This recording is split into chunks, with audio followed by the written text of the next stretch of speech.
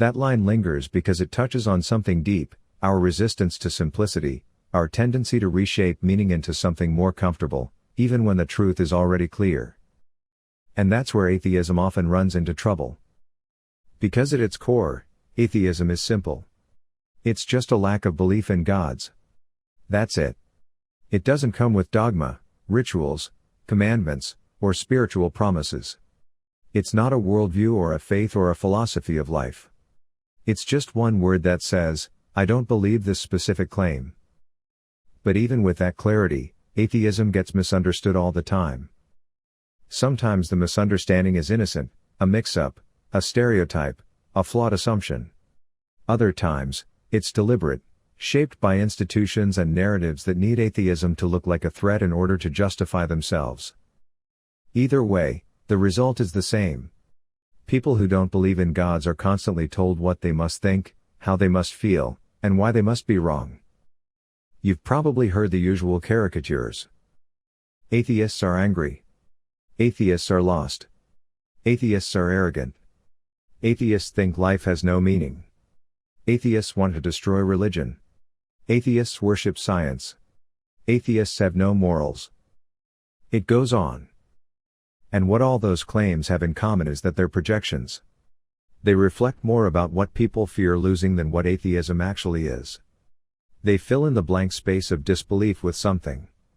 Anything. So that it feels familiar, even if it's not accurate. Because the truth is, disbelief isn't threatening. It's not hostile.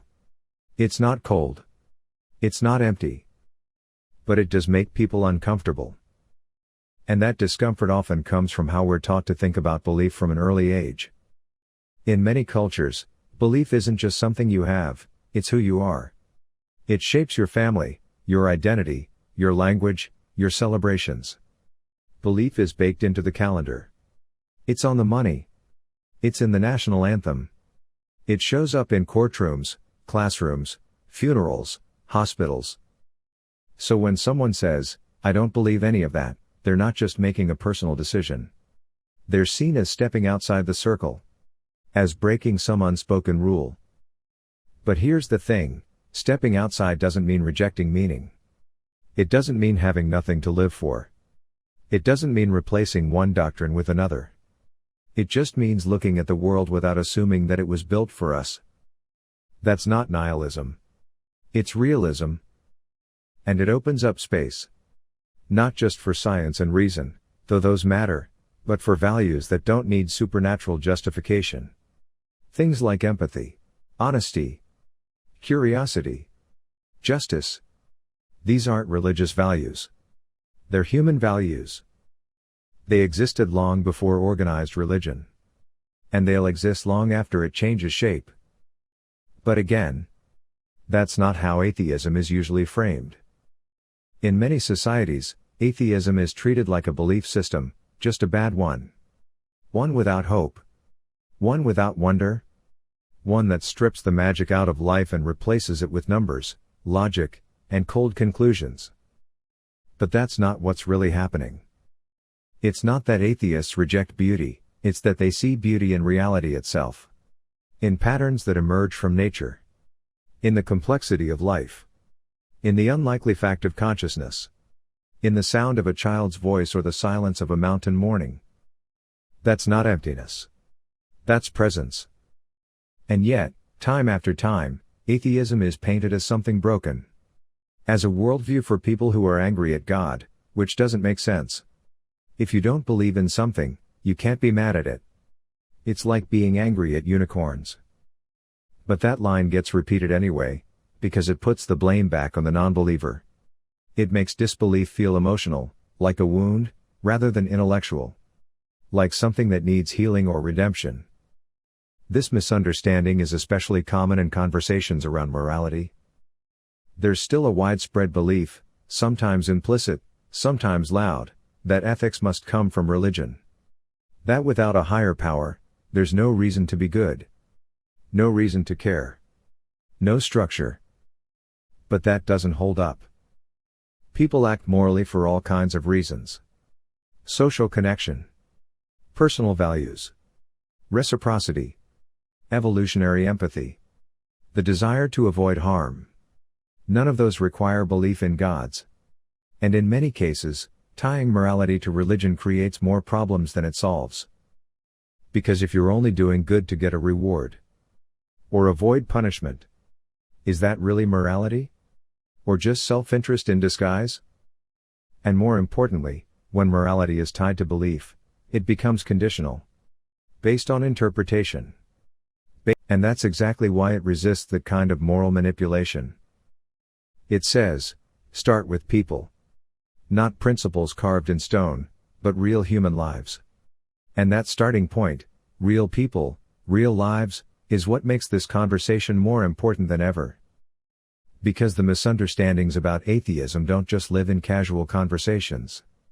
They show up in politics, in courts, in school boards, in how laws are written and how rights are distributed. And very often, the bias is so baked in that people don't even see it. In many countries, openly non-religious people are underrepresented in public office. Not because they're rare, but because admitting disbelief can be seen as a liability. Voters want someone with faith. Not necessarily because they're deeply religious themselves, but because they associate belief with trust, character, moral stability. And that association doesn't come from nowhere. It's been reinforced over time, by stories, by movies, by speeches that frame belief as the anchor of integrity. Think about how often faith is used in political language. Not just religious faith, but the idea of being faithful, of being guided by something higher. The suggestion is always that belief keeps people grounded, and without it, people are adrift.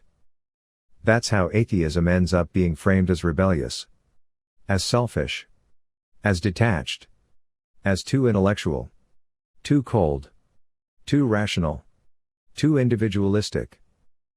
But that framing only works if you assume that belief is the default, and that questioning it means breaking something. In reality, most atheists don't feel like they're breaking anything. They feel like they're just being honest. Not cynical. Not smug. Just unconvinced. And yet, even today, a lot of media still portrays atheists through stereotypes. The angry professor. The joyless scientist. The disillusioned loner. Rarely do you see an atheist character who's emotionally grounded, curious, warm, uncertain, thoughtful, the way most people actually are. Instead, atheism gets flattened into a personality. And that makes it easier to dismiss. Because once you turn someone into a type, you don't have to listen to them. You just react to the image. This doesn't just shape how atheists are seen by others. It shapes how they see themselves. It's easy to feel isolated when disbelief is treated like a flaw. Or when your questions are met with concern, or silence, or sermons. When the people around you treat faith as a necessary part of life. And you're the only one quietly stepping away from it. That isolation creates pressure. Not just social, but emotional. A lot of people don't stop believing because they want to. They stop because they can't keep pretending. And when that happens, they often go through a kind of grief. Not because they've lost the truth, but because they've lost a framework. A community. A sense of place in the world. But that's not about atheism. That's about what religion used to provide. And the challenge, for people who've left belief behind, is building something new in its place. Not a replacement belief system. Not a new creed. Just a space where questions are allowed. Where doubt isn't a failure. Where meaning comes from what we build, not what we inherit.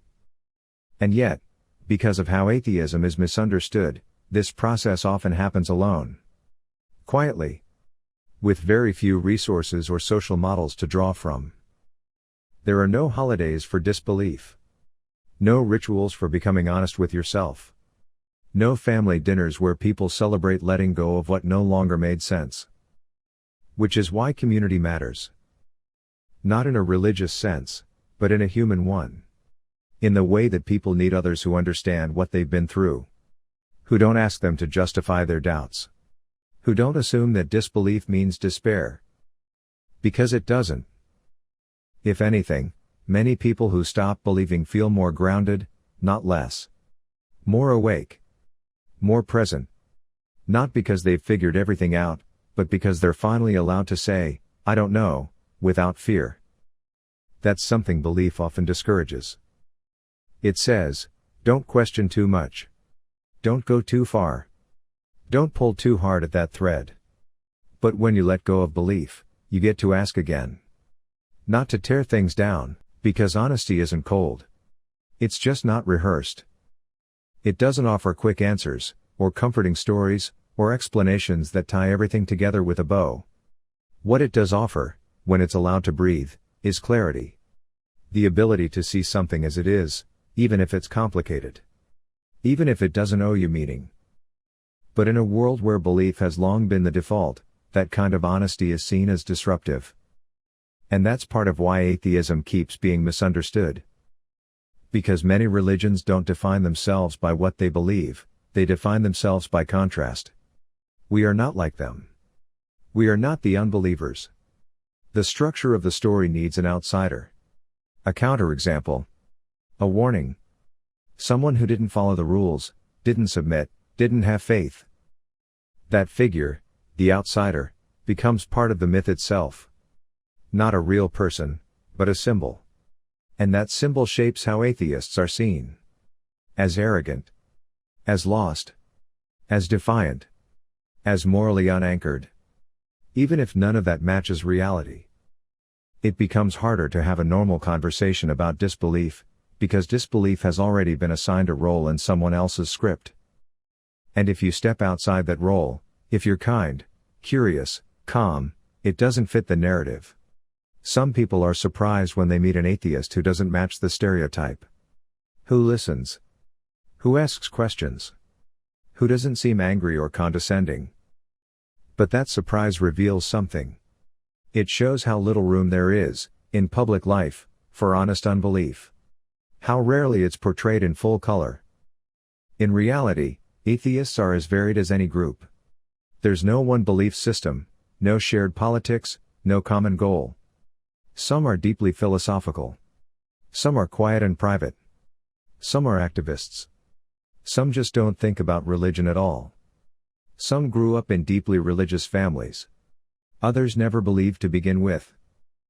But when the public story about atheism is shaped by people who aren't atheists, that complexity gets lost. And what replaces it is usually fear. Fear that without belief, there's nothing left to hold people together. Nothing sacred. Nothing binding. Nothing higher. But that fear isn't based on evidence. The truth is, people create meaning all the time. Through love, through art, through work, through science, through relationships, through experience. That meaning doesn't require a divine source to feel profound. It doesn't have to be eternal to be real.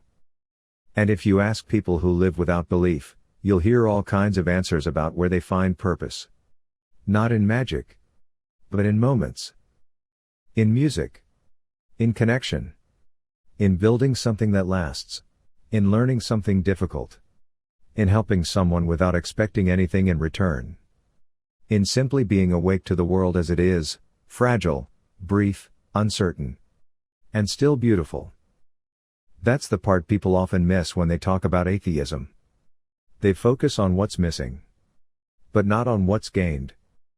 There's something powerful in realizing that you don't need a final answer to live a meaningful life.